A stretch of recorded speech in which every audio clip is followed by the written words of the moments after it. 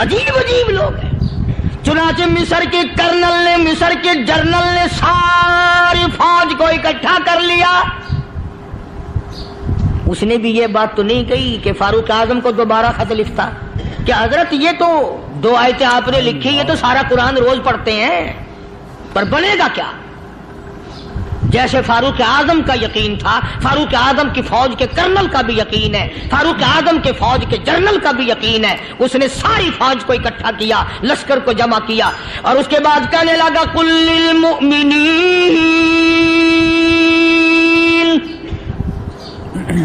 یغضوا من ابصارکم ویحفظوا فروجہم ذالک ازکی لہم ان اللہ خبیر بما یصنعون. او لوگوں، خدا تمہیں کہتا ہے اپنی آنکھوں کی حفاظت کرو. اگر تمہاری نظریں غلط جگہ پڑی، اپنی عزت کی حفاظت کرو، اپنی آبرو کی حفاظت کرو. اگر غلط نظریں پڑی، غلط استعمال ہوئی، ان اللہ خبیر بما یصنعون.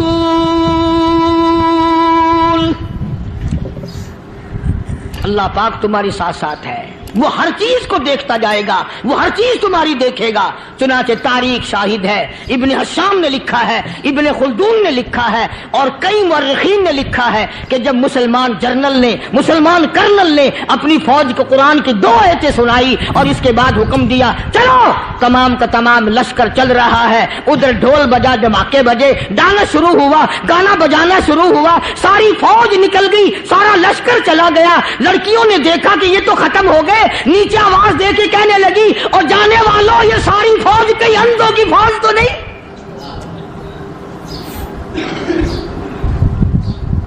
یہ حسن کا نظارہ اور یہ ڈانس اور یہ آواز، ہم ناچ ناچ کے تھک گئی، کوئی سر نہیں اٹھاتا.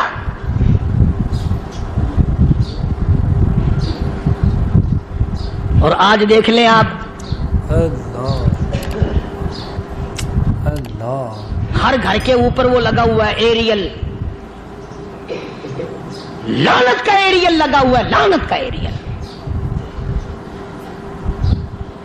حاجیو تم کیا کہتے ہو کہ ہمارے گھر کا اس میں کیا بگڑے گا؟ خدا کی قسم وہ بگڑتا ہے، وہ دیمک لگتی ہے، وہ تباہی پھرتی ہے، تمہیں پتہ بھی نہیں چلتا. تم نے کیا سوچ رکھا ہے؟ مسلمان کرنل کے حکم پہ ساری فوج نکل گئی. ناچنے والی گانے والی لڑکیاں عیسائیوں کی حیران ہیں. کیا ہوا؟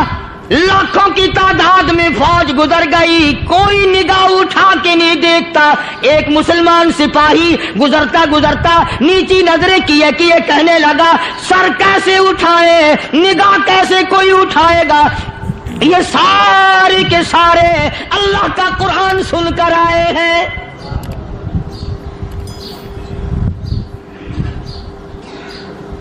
کیسے کوئی نگاہ اٹھائے گا؟ کیسے کوئی سر کو اٹھائے گا؟ یہ سارے کے سارے اللہ کا قرآن سن کر آئے ہیں. ان کا عمل ہوا نا قرآن پہ، ان کے عمل کا کتنا بڑا اثر پڑا. مورخین نے لکھا، ابن حشام لکھتا ہے عیسائی لڑکیوں نے چھلانگے لگا دی، کوٹھی سے نیچے آ گئی، کہنے لگی عام مسلمانوں وہ قرآن ہمیں بھی سنا کے جاؤ جس میں اتنی اسپرٹ ہے، اتنی طاقت ہے، جو حسن کے نظارے سے روک دے، جو گانے بجانے سے روک دے. یہ تو آدمی کے دل کا سکون ہے. نہ گانا سنتے ہو، نہ حسن کا نظارہ کرتے ہو. جاتے والے یوں نہ جاؤ، ہمیں بھی وہ قرآن سنا کے جاؤ.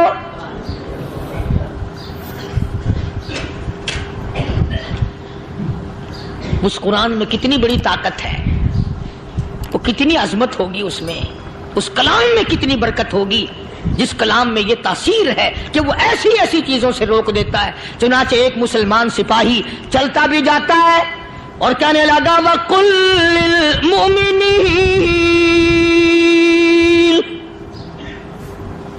وَقُلْ لِلْمُؤْمِنِينَ. قرآن کی آیت پڑھ کے سنائی. سینکڑوں نہیں بے شمار لڑکیاں ایک مسلمان کی زبان سے اللہ کا قرآن سن کے کہنے لگی اور جانے والوں چھوڑ کے نہ جاؤ، ہمیں بھی کل کلمہ پڑھاؤ.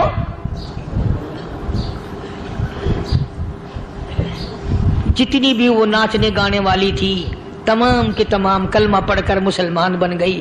اور مورخین نے لکھا ہے آخری دم تک قرآن کی شیدائی اور دیوانی بن کے گزری ہے. پھر وہ لڑکیاں جو رات دن حسن و جمال کا پیکر بنی رہتی تھی، علماء نے لکھا ہے جب موت آئی ایک ایک کے بدن میں کپڑے لباس میں موت آئی تو 50-50 ٹاکی لگی ہوئی تھی.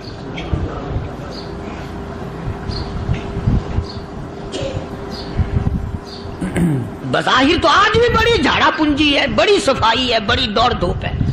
اسی کو مجذوب الاعلان کہتا بظاہر تو ہر شے میں بے حد صفائی، مگر دل میں ہے گندگی انتہائی. کبھی اس کے دھوکے میں آنا نہ بھائی، یہ سب ہے رعائی، یہ بس ہے رعائی. یہ تو چیز ہی کچھ نہیں. بڑے بڑے دھندے ہمیں پلٹتے دیکھے، بڑے بڑے نظام بگڑتے دیکھے. محمد عربی صلی اللہ تعالی علیہ وسلم کے دربار میں بڑے بڑے لوگ آتے تھے. اللہ غنی، نگاہ نبوت نے جس کو رنگ دیا سبحان اللہ، پھر قیمت جو بن گیا وہ اسلام کی دولت سے پیچھے نہ ہٹا. کوئی پیچھا پھر کے دیکھا ہی نہیں کہ ہم کیا کر رہے ہیں. ایک لذت تھی، ایک کیف تھا، ایک سرور تھا صحابہ کرام کو.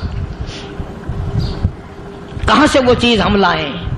کیسے ہم میں وہ چیز پیدا ہوگی؟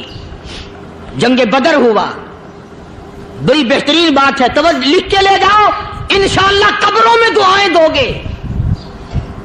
جنگ بدر ہوا، 70 سے زیادہ کافر پکڑے گئے، مدینے میں پکڑ کے قیدی بنا کر کے لائے گئے.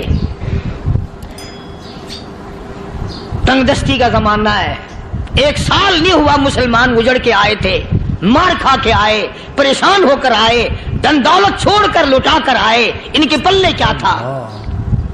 شام کا وقت ہوا، مدنی کریم صلی اللہ تعالی علیہ وسلم نے مسجد کے دروازے میں کھڑے ہو کر اعلان فرما دیا کون ہے، کون ہے جو میرے مہمانوں کو کھانا کھلائے. اور وہ مہمان کوئی شہنشاہ نہیں تھے، ہیں بھی کافر، ہیں بھی اسلام کے دشمن، آئے بھی صحابہ کرام کو مارنے، میدان جنگ سے پکڑ کے لائے گئے، جنگی قیدی ہیں. اس نبی کی طرف کبھی منہ کیا کر جس نبی کا تو غلام ہے، امتی بڑا پھرتا ہے. فرمایا کون ہے جو میرے مہمانوں کو کھانا کھلائے. صحابہ کرام میں سے کسی نے 2 پکڑ لیے، کسی نے 1 کو ساتھ لے لیا. ایک بنادار سا غریب سا صحابی ہے، اس نے ساتھ لے لیا ایک مہمان اور گھر لے کے گیا. بیوی کو کہنے لگا کہ کھانا کتنا ہے، کہ بس 1 آدمی جوگا ہے، 1 آدمی کی کافی ہوگا. کان میں کہنے لگا اپنی بیوی کے، دستور تھا عرب کا، مہمان اور میزبان اکٹھے کھایا کرتے تھے.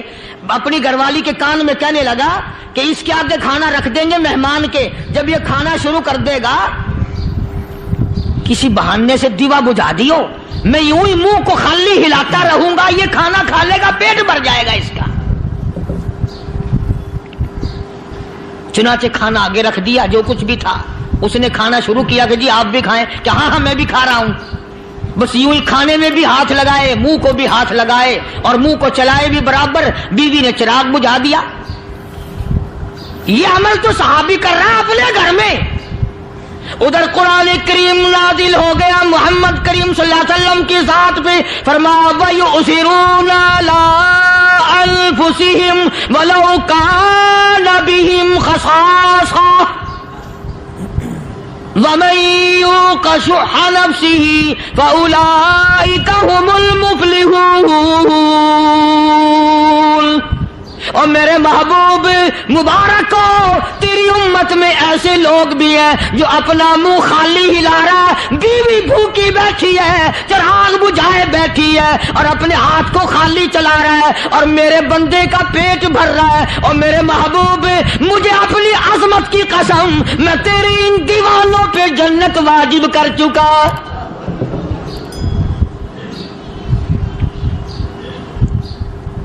اب حضور صلی اللہ علیہ وسلم نے تو ان کو نہیں سکھایا تھا کہ تو جا کے ایسا کرنا، قدرتی مزاج ایسا بنا دیا تھا۔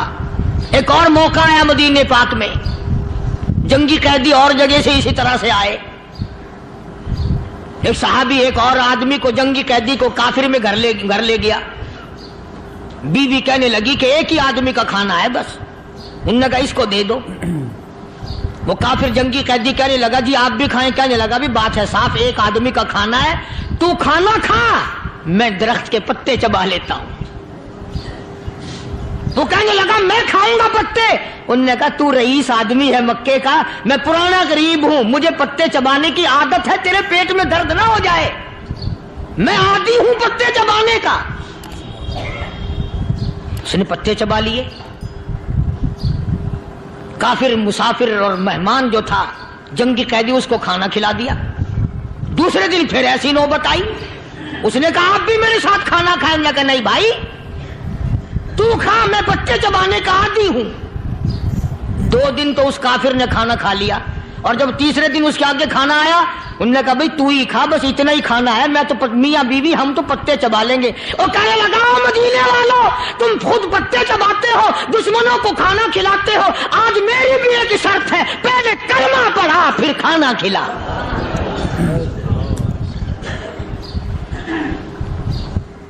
آج میری بھی ایک شرط ہے۔ 2 دن کے عمل نے کفر کو مٹا دیا، اسلام چمک گیا۔ 2 دن کے عمل نے، میرا تیرا 60 سال کا عمل ہے، کبھی کسی کافر کو مسلمان بنایا؟ الٹے ہی کام، ہر غلط، ہر معاملہ الٹا ہی ہے۔ ہر آدمی بیزار ہوتا ہے، یار دین تو کچھ نہیں، یار اسلام کچھ نہیں، یارو ایمان کچھ نہیں۔ اسی کو قرآن کریم نے للکار کے آواز دے کے فرما دیا لوگوں ایسی گڑبڑ نہ کرو ورنہ میں وہ خدا ہوں فَأَخَذَتْكُمُ الصَّاعِقَةُ وَأَنْتُمْ تَنظُرُونَ۔ جبریل امین نے ایک چیخ ماری، ساری قوم کے جگر پھٹ گئے۔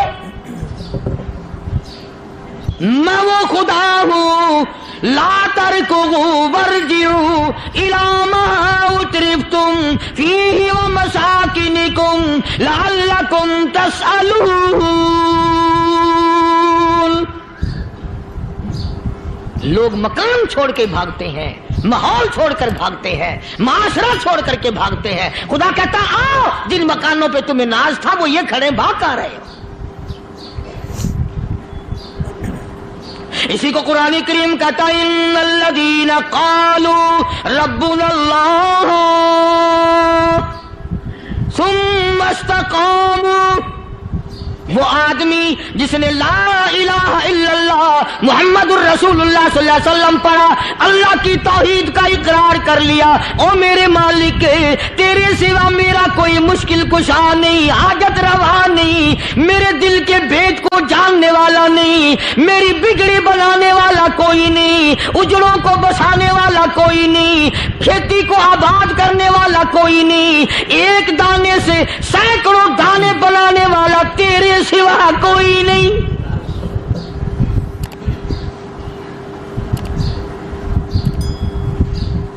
کھیتوں میں جاؤ،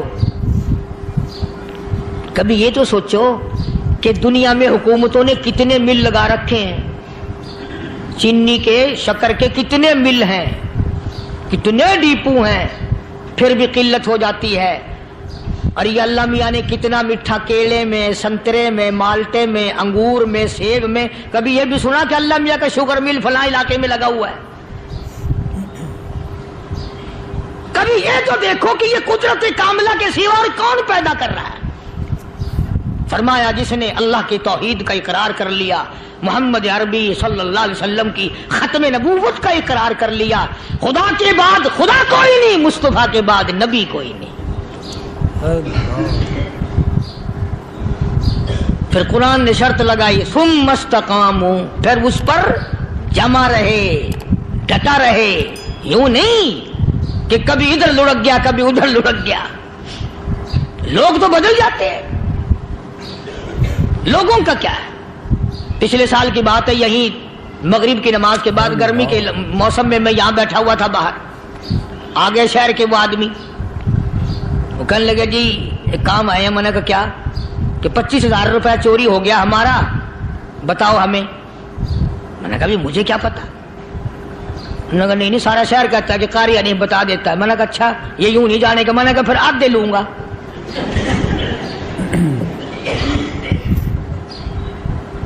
25,000 गुम हुए हैं ना, 12.5 मेरे 12.5 तुम्हारे।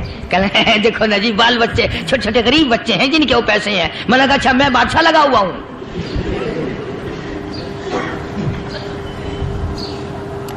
उन्होंने कहा जी सौदा महंगा। मैंने कहा फिर कहीं और चले जाओ। जितना मैंने समझाया नहीं मानना कि अगर हमें यूं पता चल जाए मौलवियों को वलियों को तो फिर ये लाखों करोड़ों पुलिस वाले रखने की जरूरत है भला? इतनी बड़ी फौज का रखकर क्या करेंगे हम? अरबों रुपया फौज का खर्चा है। 2 वली, एक वली को उस बॉर्डर पे बिठा देंगे, एक वली को उस बॉर्डर पे बिठा देंगे। फिर हम बढ़ाना देंगे औलिया किराम रजमत। ज़हनियत मरी गई, समझ नहीं पाते, दीन के करीब नहीं आते लोग, समझते नहीं। फरमाया सुम्मस्तकामो ततनज़्ज़लु अलैहिमुल मलाइकतु अल्ला तखाफू वला तहज़नु व अबशिरू बिल जन्नह अल्लती कुंतुम तुअदून।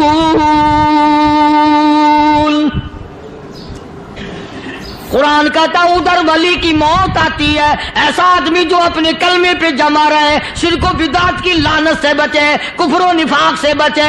इधर मौत आती है, उधर फरिश्ते कहते हैं घबराना, गम ना कर, बहिश के दरवाजे तेरे लिए सारे खुले हुए।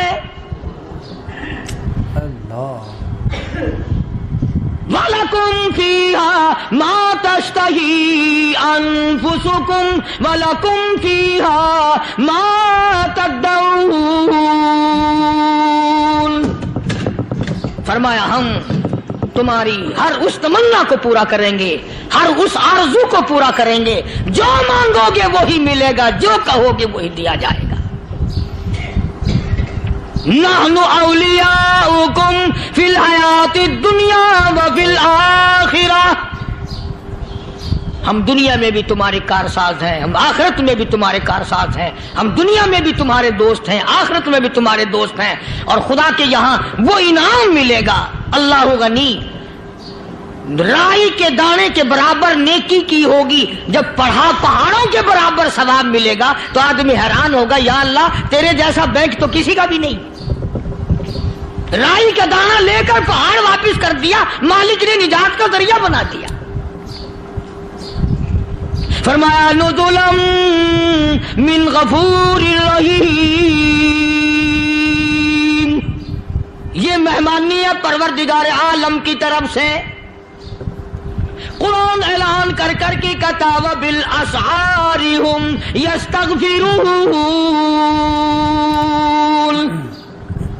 अल्लाह पाक फरमाते हैं मेरे बंदों की निशानी ये है कि वो आखिरी रात में बड़े वेले सहरी के वक्त उठकर इस्तिग़फ़ार करते हैं, अल्लाह के हुजूर में माफी मांगते हैं, रोते हैं, आजिज़ी करते हैं।